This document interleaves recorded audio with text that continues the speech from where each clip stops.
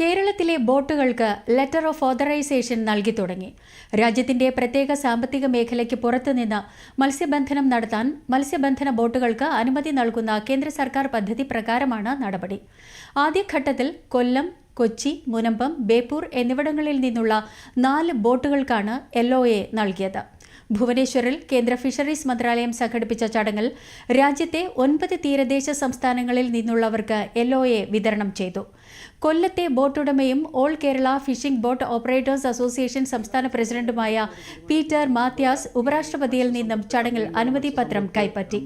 വിദേശ മത്സ്യബന്ധന യാനങ്ങൾ രാജ്യാന്തര കടൽ മേഖലയിൽ വലിയ തോതിൽ മത്സ്യബന്ധനം നടത്തുമ്പോൾ രാജ്യത്തെ മത്സ്യത്തൊഴിലാളികൾക്ക് അനുമതിയിലൂടെ അവസരം ലഭിക്കുന്നത് പ്രധാനപ്പെട്ട കാര്യമാണെന്ന് അദ്ദേഹം പറഞ്ഞു.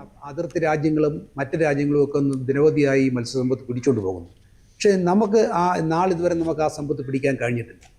നമ്മൾ ആ സമ്പത്ത് പിടിക്കാതിരുന്നാലും നാളെ നമുക്ക് വേണ്ടി ആ സമ്പത്ത് ആരും കരുതി വെക്കില്ല. അപ്പോൾ ആ നിലയ്ക്ക് ഗവൺമെൻറ് ഇപ്പോൾ മറ്റ് രാജ്യങ്ങൾ പിടിക്കുന്നതോടൊപ്പം നമ്മളുടെ രാജ്യത്തു നിന്നുള്ള മത്സ്യത്തൊഴിലാളികളും കൂടി ഈ അവസരങ്ങൾ ഉപയോഗിക്കട്ടെ എന്നുള്ള ഒരു കാഴ്ചപ്പാടോടുകൂടി ഇതിന് ലെറ്റർ ഓഫ് പെർമിഷൻ തന്നത് ഏറ്റവും സ്വീകാര്യമായ ഒരു കാര്യമായിട്ടാണ് ഞാൻ കാണുന്നത്. കാരണം അത് മത്സ്യബന്ധന മേഖലയ്ക്ക് ഒരു ഉണർവ് ഏൽക്കും.